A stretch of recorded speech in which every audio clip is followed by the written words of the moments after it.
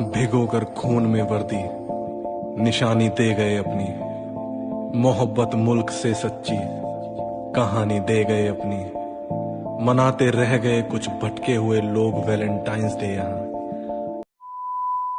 क्या आपको पता है हर साल वैलेंटाइन डे के नकली और बनावटी प्यार के चक्कर में पड़कर औसतन 15 लाख लड़कियां घर से भाग जाती हैं। जितनी लड़कियां घर से भागती हैं उनमें से अधिकतर लड़कियां मानव तस्करी का शिकार होती हैं, जिसको लव जिहाद या लव के नाम से जानते हैं। लगभग 95% लड़कियां मानव तस्करी में फंसती हैं। उन लड़कियों को बेहोश करके कंटेनर में भरकर इस्लामिक देशों में एक्सपोर्ट कर दिया जाता है। आज की वीडियो आंखें खोल देने वाली वीडियो, तो इस वीडियो को पूरा जरूर देखिएगा और स्पेशल इस पार्ट को स्किप बिल्कुल ही मत कीजिएगा। वीडियो स्टार्ट करने से पहले आप सबसे एक बात कहना चाहूंगा। अपने एक छोटा भाई है बेरोजगार, जिसके बारे में मैं आपको पहले बता चुका हूं, जो कि एक रोस्टिंग चैनल चला रहा है और सॉफ्ट तरीके से अपने हिंदुत्व के लिए काम कर रहा है।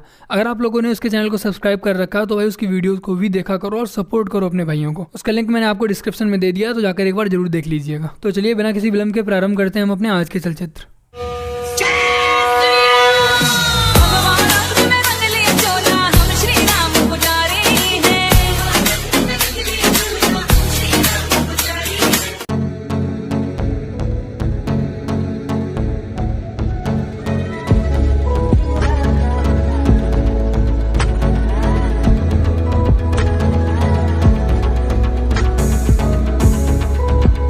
नमस्ते फ्रेंड्स। वैलेंटाइंस डे का हाइप जितना इंडिया में है उतना कहीं भी नहीं। एक वीक पहले से ही नेशनल त्योहार टाइप फीलिंग आने लगती है। कुछ लोग मुंह पे शशि थरूर टाइप चमक के साथ इसको बहुत जोर शोर से मनाते हैं, तो कुछ लोग अपनी एक्सेस की याद में सलमान या आतिफ के सॉन्ग्स लगाकर विक्टिम प्ले करते हैं। I personally love this day because of the amount of hilarity it brings on social media. हमारे कल्चर में लव को हमेशा से सेलिब्रेट किया गया है, तो क्यों कुछ हिंदू ऑर्गेनाइजेशंस इस दिन का विरोध करती हैं? प्रॉब्लम दिन में नहीं है, प्रॉब्लम इसके ओवर ग्लैमराइजेशन और मार्केटिंग में है। Thanks to Bollywood and western influences, we have become hard wired to think कि सेंजुअल प्लेजर्स के थ्रू ही हैप्पीनेस मिल सकती है।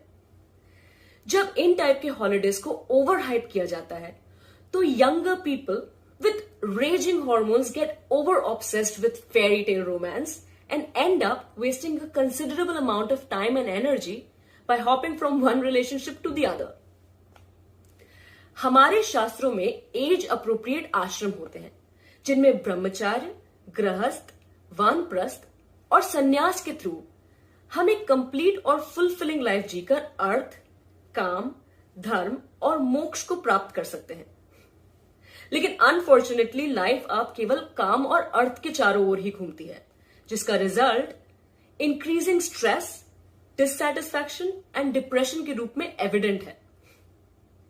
वैलेंटाइंस डे सेलिब्रेट करिए, नो इश्यूज विद दैट, पर my only point is that we are lucky to be born as humans and we have the power to choose and maximise our potential.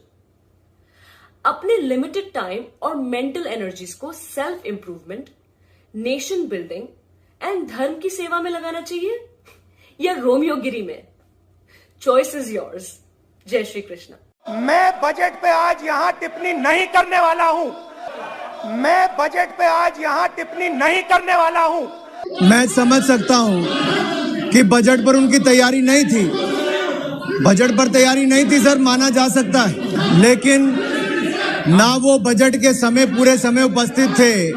आप budget पर चर्चा करें। ना बाकी सदन में रहने की आदत है सर।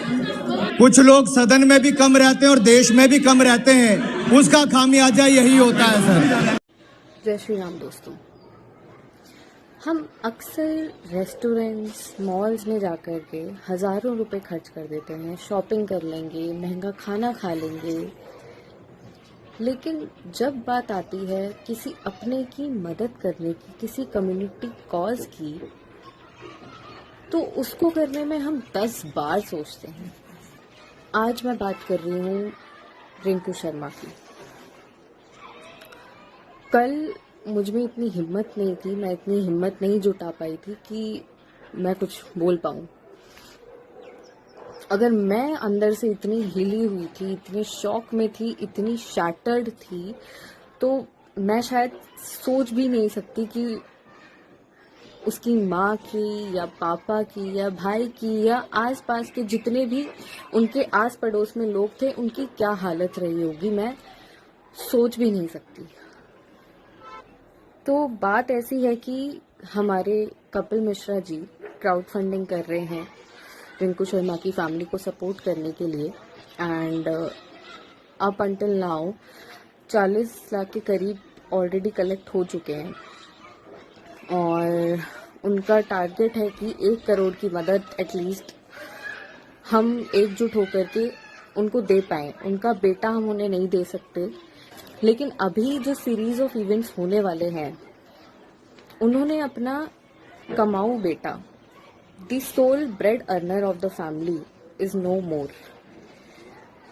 तो हम हिंदू अगर आज भी अगर एक नहीं हो पाए ना तो लालत है हम पे। शर्म से हमारे सर झुक जाने चाहिए कि हम अपने ही भाई की फैमिली को सपोर्ट नहीं कर पा रहे हैं। एक ऐसा लड़का जिसने मरते दम तक अपने धर्म की रक्षा करने की कोशिश करी, मरते दम तक। बहुत कॉमन होता जा रहा है ये सब।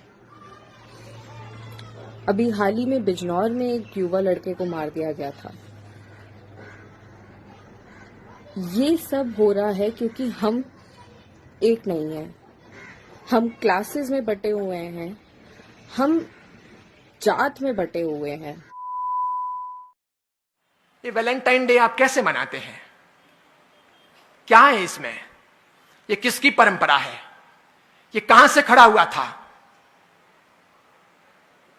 इटली के जन्मे हुए एक व्यक्ति थे, कट्टर ईसाई थे, सेंट वैलेंटाइन बन गए थे। उन्होंने एक लड़की के साथ शादी की थी। वहां के राजा को यह नागवार गुजरा था। वे उन्हें ईसाइयत से और इस प्रेम से तब्दील करना चाहते थे। 14 फरवरी को उनकी मौत हुई। उनकी याद में वैलेंटाइन डे प्रारंभ हुआ। आपके कौन मरा जिसके लिए आप वैलेंटाइन डे मना रहे हो? कौन सा इतिहास आपके घर में रचा गया कि जिसके लिए वैलेंटाइन डे मना रहे हो? शादी का दिन मना लेते। और पति और पत्नी का प्रेम तो सदैव होना चाहिए, प्रतिपल होना चाहिए। वो मात्र चमड़ी का नहीं होना चाहिए, वो दिल का होना चाहिए।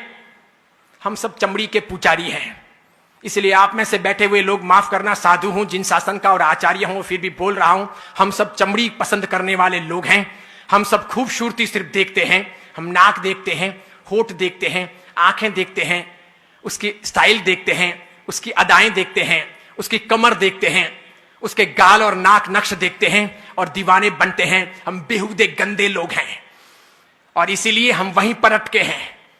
और इसीलिए हमारे प्यार का तकाजा, प्यार का अर्थ, प्यार का रूप भी सिर्फ चमड़ी तक सीमित है।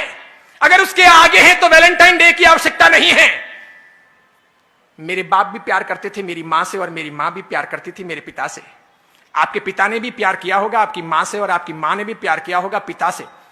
जरूर उनके वहां पर उस समय उस रूम को सजाने के लिए गुलाब के फूल नहीं रहे होंगे, कोई रूम स्प्रे या बॉडी स्प्रे नहीं रहा होगा, वो टब नहीं रहे होंगे कि साथ में बात कर सकें।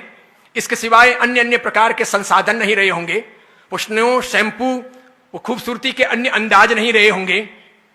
तरबीज जीवन की पवित्रता रही होगी, समर्पण का भाव रहा होगा, वो अर्धांगिनी का रूप रहा होगा, वो गहरी आत्मीयता रही होगी, वो दिल रहा होगा, वो प्यार रहा होगा, वो घनिष्ठता रही होगी। मेरे ख्याल से हम में से अधिकांश के मां बाप ने अभी तक, मां ने बाप को नहीं छोड़ा और बाप ने मां को नहीं छोड़ा, न तल्लाक दिया न ऐतराज किया, न हमारी मां अपने बाप को छोड़कर पियर गई और न मेरे पिता ने कभी अपनी मां को घर जाने के लिए कहा। भले ही मेरे पिता जाड़े रहे होंगे या आपके किसी के पिता मोटे रहे होंगे, मां दुबली पतली रही होगी, तब भी ये जोड़ा कामयाब रहा होगा। भले पिता काले रहे होंगे, मां गोरी चिट्टी रही होगी, तब भी वो जोड़ा कामयाब रहा।